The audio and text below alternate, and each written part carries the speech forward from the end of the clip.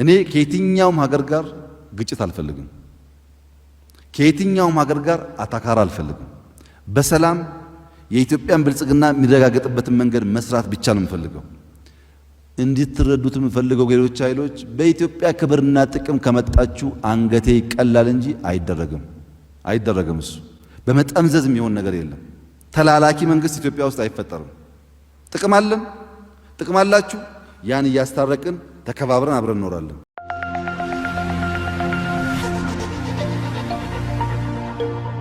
ብዙዎችን የቤት ባለቤት ያደረገው ሜክሲኮ ዳውንታውን ሳይታችን ላይ ሙሉ ለሙሉ ሽያጭ በመጠናቀቁ አስቀድማችሁ ለገዛችሁ እንኳን ደስ አላችሁ እያልን እድሉን ላመለጣችሁና ለተቆጫችሁ ደግሞ አዲስ የምስራች ይዘንላችሁ መጥተናል። በመሃል ከተማ ጎተራ ላይ እጅግ ቅንጡ ከባለ 1 እስከ ባለ 3 መኝታ የመኖሪያ ቤቶችን በ5% ቅድመ ክፍያ ማለትም ባለ 1 መኝታ 360 ሺህ ብር፣ ባለ 2 መኝታ 600 ሺህ ብር፣ ባለ 3 መኝታ 798 ሺህ ብር ቅድመ ክፍያ የቤት ባለቤት ይሁን። እንዲሁም የንግድ ሱቆቻችን ላይ ከ5% እስከ 30% የሚሆን ታላቅ ቅናሽ ይዘን እየጠበቅናችሁ ነው። ያስተውሉ፣ ይህ ቅናሽ ቀድሞ ለሚመጡ ውስን ደንበኞች ስለሆነ ታች በምናስቀምጠው ቁጥር ላይ ደውሉልን። ሆነው እንደፈለግን እናባላለን።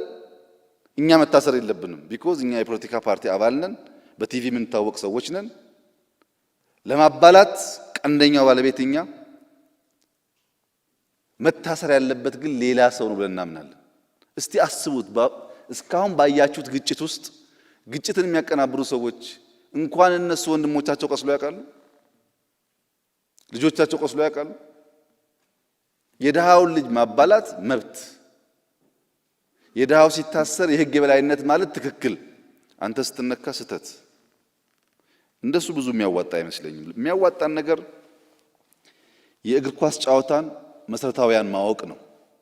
ቀላል ነው ፎርሙላው። 5 አክተርስ አሉ። አንደኛው አክተር የሚጫወቱ ቡድኖች ናቸው። ቡድን ኤክስ እና ቡድን ዋይ ከሌለ ጨዋታ የሚባል ነገር የለም። ባዶ ሜዳ ውስጥ ታስፈልጋላችሁ። እናንተ የፖለቲካ ፓርቲዎች የጨዋታው ቡድን ስለሆናችሁ አስፈላጊ አክተር ናችሁ። ግን ብቸኛ አክተር አይደላችሁ። ሌሎች አክተሮች አሉ። ቡድኖቹ የመጫወቻ ሜዳ ያስፈልጋቸዋል። የመጫወቻ ሜዳ ከሌለ የሚሆነው ምንድነው? ቡድኖች አሉ። በቴሌቪዥን ማንቸስተር እና ቼልሲ እንደሚባለው በርቀት የሚያዩ ይሆናሉ እንጂ ሜዳ ውስጥ ገብቶ አይጫወቱም። በየቀኑ ሜዳውን እያፈረስን የሜዳውን መጠሪያ እየተጠየፍን ኳስ ጨዋታ የሚባል ነገር የታለ?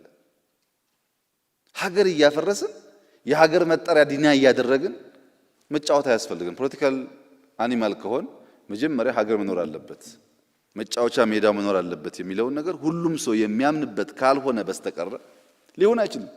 ሶስተኛው የጨዋታ ህግጋት ናቸው። ሰው ሜዳ ከገባ በኋላ እኔ ፔሌ ስለሆንኩ፣ እኔ ማራዶና ስለሆንኩኝ፣ እኔ ሜሲ ስለሆንኩ በእጄም ባስገባ ማኖ አይባልም፣ ማኖ የሚባለው ለመንደር ተጫዋች ብቻ ነው የሚል ፖለቲካ አይሰራም። ህግ አለው። የእግር ከሆነ የእግር ጨዋታ ነው፣ የእጅ ከሆነ የእጅ ነው። ፋውል ሲሰራ አንድም ቀን ተጫዋች ፋውል ሰርቻለሁ ብሎ አያውቅም። ሁላችን በቲቪ እያየን በእጁ ነክቶ አልነካውም ብሎ ዳኛ ጋር ግብግብ ነው። ፋውል ተሰራ የሚለው ፊሽካ የሚነፋው ዳኛ ነው። ዳኛ ያስፈልጋል።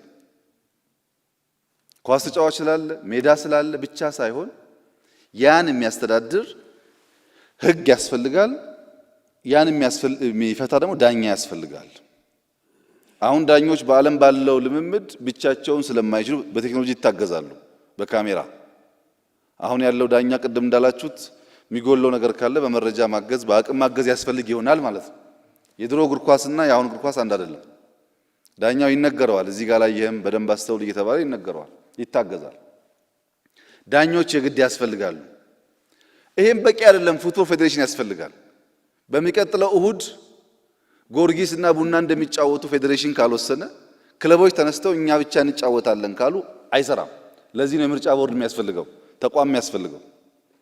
የኛም ፖለቲካ ስናይ ምርጫ ቦርድ ያራክሳል፣ ኢንስቲትዩሽን ያራክሳል፣ ኢንስቲትዩሽን ስራ ሊሰራ አይችልም ይላል።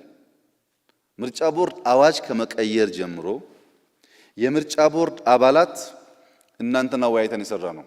አንድም በምርጫ ቦርድ ምርጫ ውስጥ ብልጽግና ሚና አልነበረው። የነበራችሁ ታውቃላችሁ። ገለልተኛ ሰዎች ተደራጁ፣ ሐሳብ አቀረቡ።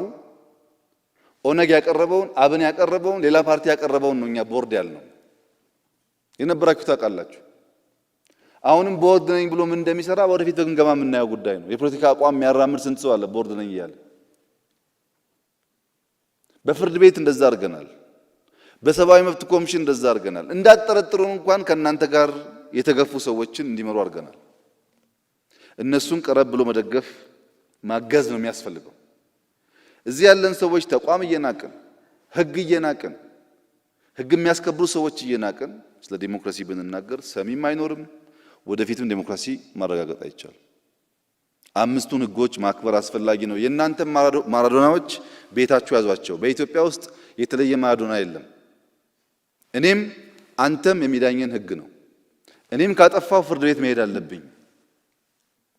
ለምን ታዲያ ይሄን ካመናችሁ ዝም ብላችሁ ከፍታችሁ ተዋችሁ ካላችሁ ኮሽ ባለ ቁጥር ካሰር መልሰን ወደ ነበርንበት ስለምን ሄድ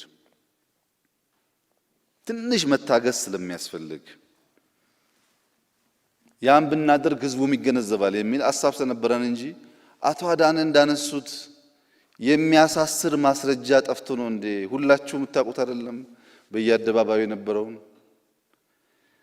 ሁኔታ እዛው ላይ የተወሰነ የአቶ አዳነን ነገር ለማንሳት አብዛኛው ሐሳቡን አከብራለሁ። በተለይ ለሰላም ትግል ያለውትን አቋም እኔም አደንቃለሁ። ግን ቢስተካከል ብዬ የማስባቸው አንደኛ ፓርቲያችን የሰላም ታጋይ ሆኖ ሲያበቃ ታሰረ ያሉት ፓርቲው ቢታሰር እርሶ እዚህ ምን ያደርጋሉ? ከፓርቲው ውስጥ እኮ ግለሰቦች ነው የታሰሩት እንጂ ፓርቲውና እርሶ አሉ። ለኛ ከፓርቲው ጸብ የለንም ማለት ነው። ጸብ ያለን ከግለሰቦች ነው። ግለሰቦቹ ምንም ነገር አልሰሩም ባልተሟላ ማስረጃ ያሉት እርሶ ዳኛ፣ እርሶ ከሳሽ ከሆኑ ደግሞ ፍትህ የለም። እርሶ ለጓደኞቻቸው እንትን በደል አልፈጸሙም ብለው መከራከር ይችላሉ። ከሳሽ ደግሞ በደል ፈጽመው ብሎ ይከራከር። የፍትህ ስርዓቱ ደግሞ የሚወስነውን ውሳኔ ይወስን እንጂ እኛው ራሳችን ችግር የለም ካል አይሆንም። ሌላም የማይገባኝ ነገር ግን ሰሞኑን ብልጽግናዎች ጋር ስብሰባ ነበረኝ ከራሴ ፓርቲ አመራሮች ጋር እና በጣም በርካታ ሰዎች አስረናል። ከንቲባ፣ አስተዳዳሪ በጣም ብዙ የታሰረ ያለው ይቀጥላል። አሁን በዚህ ጉዳይ ውስጥ እጁ ያለበት የትኛውም አመራር ይታሰራል፣ ይጠየቃል በህግ። ሰው እያሳረደ ቤት ንብረት እያስወደመ ከንቲባ የሚባል ነገር አይሰራም። እና እኛ ላይ ብቻ ነው ወይ እስሩ እኛም ማዘዝ ስለምትችሉ ነው ወይ የሚል አከራካሪ ኢሹዎች ተነስተው ነበር በእኛ ውስጥ። በዚህ ግጭት እና በሰው ግድያ ውስጥ እጄ እንዳለበት ከተረጋገጠ እኔም ፍርድ መቅረብ አለብኝ። ይሄ ብቻ ኢትዮጵያን የሚያድነው እንጂ የኛን ኮብራ የሚነዳ የማይጠየቅ የሆነ ፓርቲ ማዕከላዊ ኮሚቴ የሆነ የማይጠየቅ ታዲያ ማን ይጠየቅ? ለአቶ አዳነ ያለኝ ጥያቄ የእርሶ ፓርቲ ሰላማዊ ከሆነ እዚህ ያላችሁ ታሰረብን ያላችሁ ሰዎች ፓርቲዎቻችሁ ሰላማዊ ከሆኑ ብልጽግና እንዳልኩት ሰላማዊ ከሆነ ማን ነው ሀገር እያተራመሰ ያለው ታዲያ? ሰይጣን ነው ከሰማይ ላይ ዱብ እያለ የወረደ ህዝቡ እያጋደለ ያለው? መቼስ ሐሳብ አይደለም፣ ሰው ታርዶ እያየን ነው። ሐሳብ አይደለም፣ ሀብት ወድሞ እያየን ነው። ይሄን የሚያደርገው ብልጽግና ውስጥ የተሰገሰገ ሌባና እናንተ ውስጥ የተሰገሰገ ሌባ ነው። ሁሉንም ካላጠራም በስተቀረ በእኛ ልክ የታሰረበት የለም። አሁን ከፓርቲ በቁጥር በእኛ ልክ የታሰረበት የለም። በዚህ ሁኔታ አንዳንድ ቦታ እኮ ዘሆል ካቢኔ ያሰርንባቸው ከተማዎችና ወረዳዎች አሉ። በቁጥር ከመጣ አብዛኛው የታሰረው የብልጽግና አመራር ነው፣ ቀጥሎ ፖሊስ ነው፣ ይቀጥላል። አሁን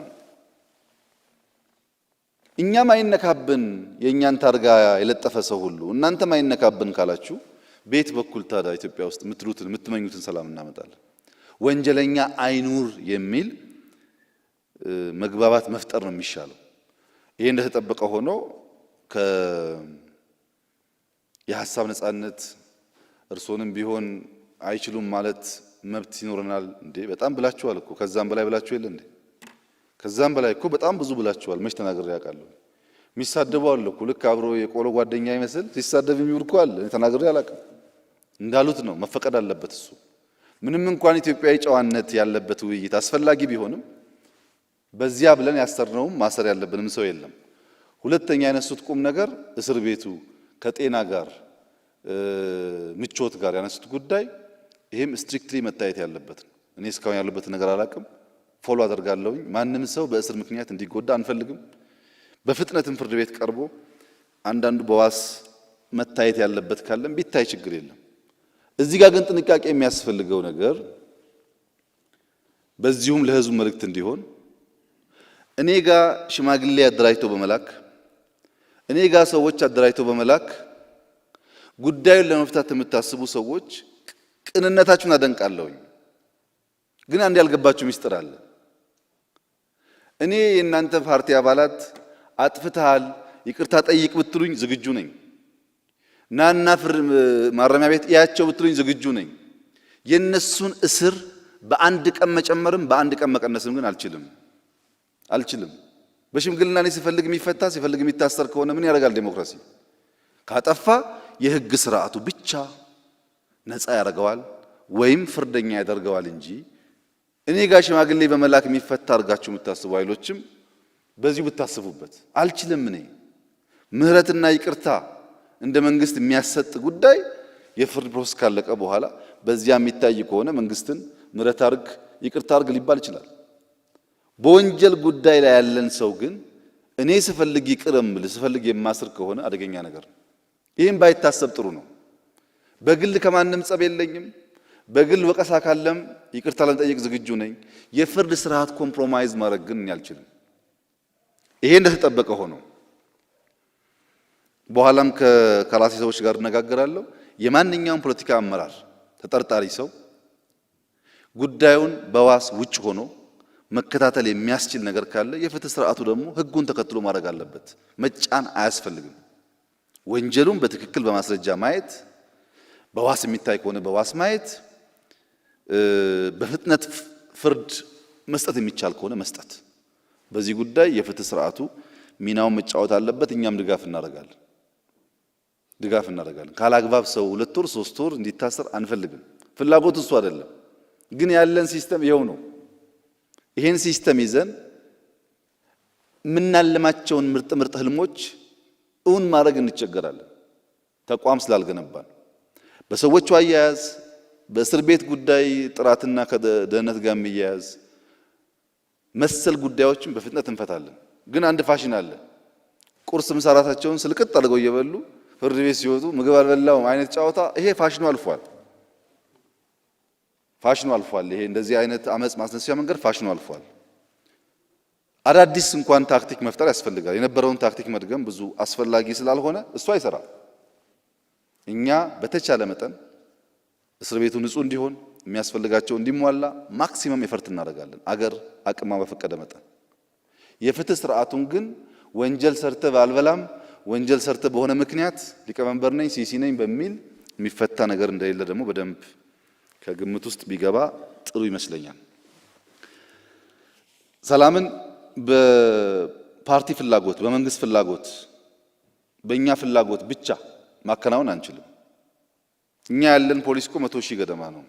ያለን ህዝብ 100 ሚሊዮን ነው። እያንዳንዱ ሰው እያንዳንዱ ሰፈር ራሱ መጠበቅ አለበት። ሰላሙን ማረጋገጥ አለበት ሰው። ለሰላሙ እያንዳንዱ ዜጋ እናንተን ጨምሮ መትጋት አለበት። ያ ከሆነ ብቻ ነው የተሟላ ሰላም ልናመጣ የምንችለው የሚለው ጉዳይ ቢታሰብ፣ በጋራ ብንሰራ፣ ብንወያይ፣ ጋፖች ካሉ እየፈታን ብንሄድ ጥሩ ነው። ለታረደ ሰው ሳንጨነቅ፣ ለተቃጠለው ሀብት ሳንጨነቅ፣ የኢትዮጵያ ህልውና አደጋ ውስጥ መግባቱ ሳያስጨንቀን ከበደ ተሰማ ታሰረ የሚል ጉዳይ የሚያስጨንቀን ከሆነ ግን ብዙዎችን የቤት ባለቤት ያደረገው ሜክሲኮ ዳውንታውን ሳይታችን ላይ ሙሉ ለሙሉ ሽያጭ በመጠናቀቁ አስቀድማችሁ ለገዛችሁ እንኳን ደስ አላችሁ እያልን እድሉ ላመለጣችሁና ለተቆጫችሁ ደግሞ አዲስ የምስራች ይዘንላችሁ መጥተናል። በመሀል ከተማ ጎተራ ላይ እጅግ ቅንጡ ከባለ 1 እስከ ባለ 3 መኝታ የመኖሪያ ቤቶችን በ5% ቅድመ ክፍያ ማለትም ባለ 1 መኝታ 360 ሺህ ብር፣ ባለ 2 መኝታ 600 ሺህ ብር፣ ባለ 3 መኝታ 798 ሺህ ብር ቅድመ ክፍያ የቤት ባለቤት ይሁን። እንዲሁም የንግድ ሱቆቻችን ላይ ከ5% እስከ 30% የሚሆን ታላቅ ቅናሽ ይዘን እየጠበቅናችሁ ነው። ያስተውሉ፣ ይህ ቅናሽ ቀድሞ ለሚመጡ ውስን ደንበኞች ስለሆነ ታች በምናስቀምጠው ቁጥር ላይ ደውሉልን። ራይት ችግር አለብን ማለት ነው።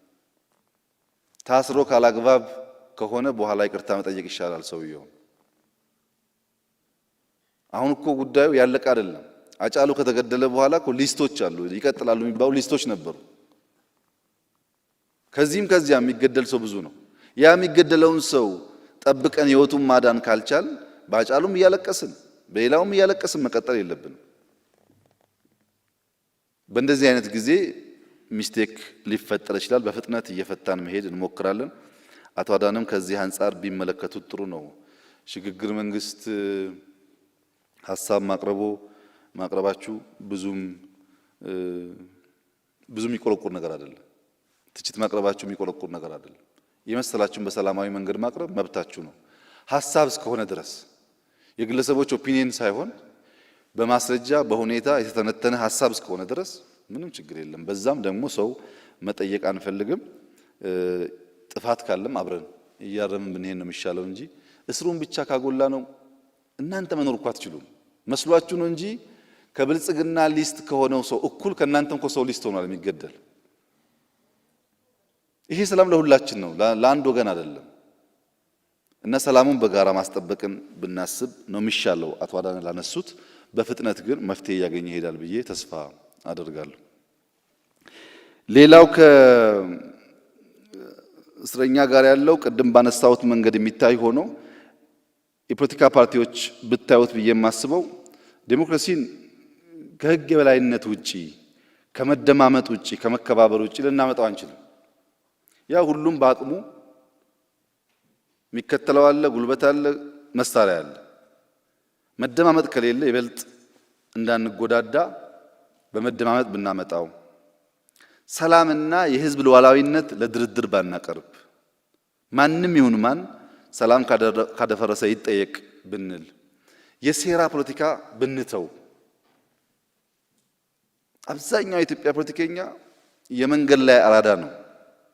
የሚያሸንፍበትን ሳይሆን የሚያታልልበትን መንገድ ነው ሲያስብ የሚውለው። ቀኑን ሙሉ ጥላቻን፣ መገፋፋትን እያሰበ ሲውል ሀገር የሚገነባ ሐሳብ የፈጠረ ይመስለዋል። አሳቢ ለመሆን ከችግር ማውጫ መንገድ መፍጠር ነው እንጂ ችግር ማባባስ መሆን የለበትም። ይሄም በእናንተ በኩል የጥላቻ ፖለቲካን፣ የጥላቻ ትርክት፣ በሐሳብ የበላይነት ላይ ያልተንተራሰን ፖለቲካን፣ ጭፍን የሆነ ዋልታ ረገጥነትን ከተዋችሁ በእኛ በኩልም የሚታዩ ስህተቶች በየጊዜው እያረምን እያስተካከልን በጋራ መሄድ እንችላለን የሚል እምነት ነው በእኔ በኩል ያለው። በእናንተ በኩል ግን የእናንተ ጋፕ ሳይታያችሁ ችግሩ ሁሉ የመንግስት ነው፣ ችግሩ ሁሉ የፓርቲ ነው ካላችሁ ውጤታማ አንሆንም። አንድ አርሶ አደር ከአንድ ከተሜ ጋር ዲል ነበረው። ለ100 ግራም ዳቦ 100 ግራም ቅቤ ማቀበል። ከከተማ 100 ግራም ዳቦ ይቀበላል፣ እሱ ደግሞ 100 ግራም ቅቤ ለዳቦ ጋጋሪ ይሰጣል። ብዙ ጊዜ ዳቦ እየወሰደ ቅቤ እየሰጠ ከኖረ በኋላ አንድ ቀን ከተሜው ቅቤውን ሲመዝን ጎሏል ግራሙ ከ100 ግራም እና ያን አርሶ አደር ይከሰዋል። ውላችን 100 ግራም ዳቦ ሰጥቼ 100 ግራም ቅቤ መቀበል ነው።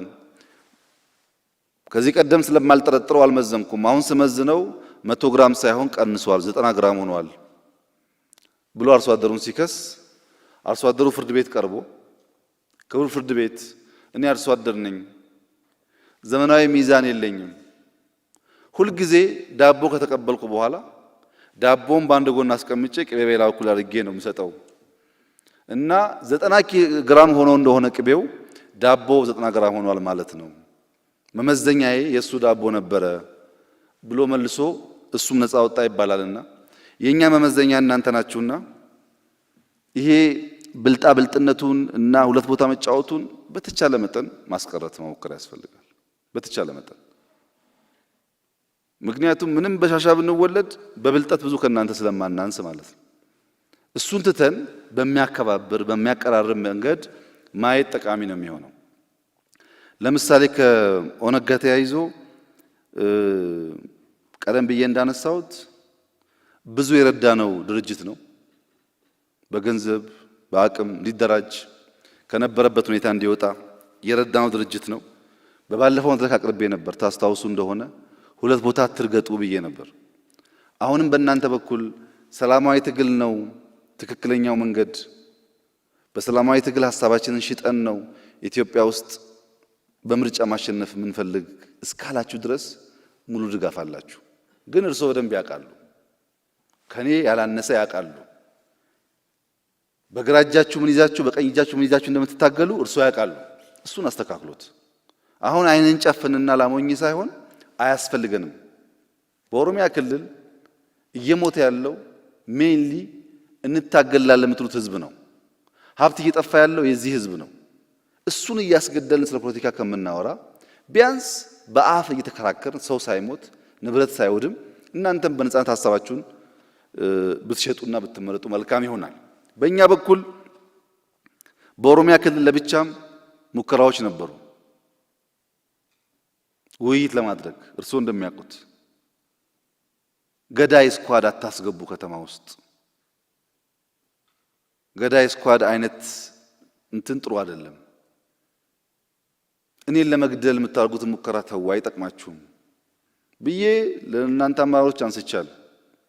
አሁን ደግሜ የማረጋግጥልዎት ነገር እኔን መግደል ማለት ኢትዮጵያ መግደል አይደለም። ኢትዮጵያ 100 ሚሊዮን ህዝብ አላት። እኔ በሞት አንደኛው ይነሳል። አይጠቅምም። በሐሳብ እንከራከር፣ እንወያይ። እኛ ጋም ችግር ይኖራል። 1001 ቢሮ የሚዘጋ የሚያስር ሞልቷል። የለም ብዬ አይደለም። ተቀራርበን ከሰራን እንፈተዋለን። ግን እኔ ደሞዝ ከፍየው ከኔ ጋር እየዋለ ለእናንተ ወሬ የሚያቀብል ሰው እናንተም ብትመጡ ሌላ ወሬ አቀባይ እንደሆነ ደግሞ ማሰብ አለባችሁ። ለራሱ ያልታመነ ሰው ይጠቅመናል ብላችሁ አታስቡ። ያ ወሬ የሚያመጣላችሁ ሰው፣ ያ በዚህና በዚያ ብትሄዱ የሚላችሁ ሰው ጠቃሚ ቢሆን ኖሮ እዚህ መድረክ ላይ ሐሳብ አምጥቶ ተከራክሮ ይሄ ነው መንገዱ ብሎ ማሳመን ይችል ነበር። የኛም መድረክ ደግሞ ብታዩት አንደኛ አወዳሽ አሞጋሽ እነዚህ ናቸው። እና ሚላላክ ሰው ትተን በመርህ ላይ ቆመን በሐሳብ ከሰራን መፍትሄ ያገኛል የሚል ሐሳብ አለኝ። እናንተ ጋር ሆኖ ወንጀል የሰራ ሰው ካለ ግን የኦነግ አባል መሆን ከወንጀል ነፃ የሚያደርግ ህገ መንግስት እስካሁን ስላልጸደቀ ይጠየቃል። ማንም ቢሆን ማለት ነው። እኛ ታጋዮች ነንና አንነካም የሚል እሳቤ ትክክል አይደለም። ይሄ ግን እኛም ጋር መሆን አለበት። እኛም ጋር ሆኖ ስልጣን ስላለኝ እንደፈለኩ ባደርግ አልያዝም አልጠየቅም የሚለውን ሰው ካጠፋን እናንተም ጋር ካጠፋን ሐሳብ ብቻ ከሆነ በእርግጠኝነት የተሻለ ሀገር መገንባት ይቻላል። እና ጦርነት አይጠቅምም። ኖራችሁበት። አሁን በተለይ እናንተ እኮ ታውቁታላችሁ። ኖራችሁበት ምን ፋይዳ የለውም። አሸናፊ አያደርግም። አሸናፊ ወደሚያደርግ መንገድ እንሂድ። ወጣቱን አናስጨርስ። ስንት ሰው ሞተ አሁን ኦሮሚያ ውስጥ። ኮሮና ሰው እንዳይገል ተፍጨርጭረን በመላው ሆርን ኦፍ አፍሪካ ኮሮና ያደረሰው ጥቃት ኢትዮጵያ አላደረሰም። ነገር ግን በአንድ ቀን በሁለት ቀን ግጭት ምን ያክል ነገር እንደወደመ አስቡት። እና ይሄ ቢቀር ይሻላል የሚል ሐሳብ እንያዝና እስረኞቹን በሚመለከት በፈጠነ መንገድ የህግ ስርዓቱ ህጉን ተከትሎ እርምጃዎች እንዲወስድ እንፍቀድ። እናንተን ተባበሩ፣ በእኛ በኩል እንደዛ እናርግ። ካላግባብ የታሰሩ ሰዎች፣ በቂ ማስረጃ የሌለባቸው ሰዎች ደግሞ ካሉ እኛ ሳንሆን ራሱ የህግ ስርዓቱ እነዚህን አልፈልጋቸውም እያለ የሚሄድበትን መንገድ እንፍጠር። ያ ሲሆን ተቋም የሚገነባው። በዚያ መንገድ ከሄድን መፍትሄ እያገኘን እንሄዳለን ብዬ አስባለሁ። ሞኖፖሊ ኦፍ ቫዮለንስ 100% ለመንግስት መተው አለበት። ይህን ካላደረግን በስተቀረ የህግ የበላይነት ካልተከበረ በስተቀረ ዴሞክራሲ የሚባል ነገር ማምጣት ስለሚያስቸግር በእኛ በኩል ማንም ሰው ከኛም ይሁን ከእናንተ ወንጀል ከሰራ ለህግ እናቀርባለን። ጨለማ ቤት አናስርም፣ ጥፍር አንነቅልም፣ እግር አንቆርጥም። ግን ይዘን ለመንግስት እናቀርባለን። የእስር ቦታው ካልተመቸስ አቶ አዳነ እንዳነሱት እናጸዳለን፣ እናስተካክላለን። በዚያ መንገድ ሰው እንዲቀጣ አንፈልግም። ህግ ግን ስራውን መስራት አለበት። ያን ካደረግን ብቻ ነው ለውጥ ይመጣው። መጨረሻ ላይ የህዳሴን በሚመለከት አንድ መረጃ ለመስጠት ህዳሴን ፍቃዳችሁ ከሆነ ዛሬ ስብሰባ ላይ የተሳተፋችሁ ብቻ ሳትጨምሩ ሳትቀንሱ ፍቃዳችሁ ከሆነ ሄዳችሁ ብታዩት ጥሩ ነው እና ብልጽግና አመቻችቶ ቢወስዳችሁ ደስ ይለኛል። ወጪ እንዳይከብዳችሁ ማለት ነው። እኛ ትንሽ ሀብታሞች ስለሆነ አቶ ሙራራ አሁን ገና ሳቀ። ሀብታሞች ነን ስለው አሁን ገና ሳቁ መጣ። ለምንድን ነው ማየት የሚያስፈልገው? ዓላማው በ2015 ህዳሴን ሙሉ በሙሉ መጨረስ ነው። 2015 እኔ የመራው ብልጽግና ፓርቲ ማሸነፍ ካልቻለና ከናንተ አንዳችሁ ካሸነፋችሁ እናንተ ሪቫን ስትቆርጡ ማየት ፈልጋለሁ። እኔ ካሸነፍኩ እኔ ቆርጠዋለሁ። እኔ ማሸነፍ ባልችልና አንዳችሁ ደግሞ መሪ ብትሆኑ ህዳሴ መስተጓጎል የለበትም። ብዙ ነገር አለው ለዚህ ሀገር፣ ኢነርጂ ብቻ አይደለም። ሁላችሁንም የሚያኮራ ነው፣ ልጆቻችሁንም የሚያኮራ ነው።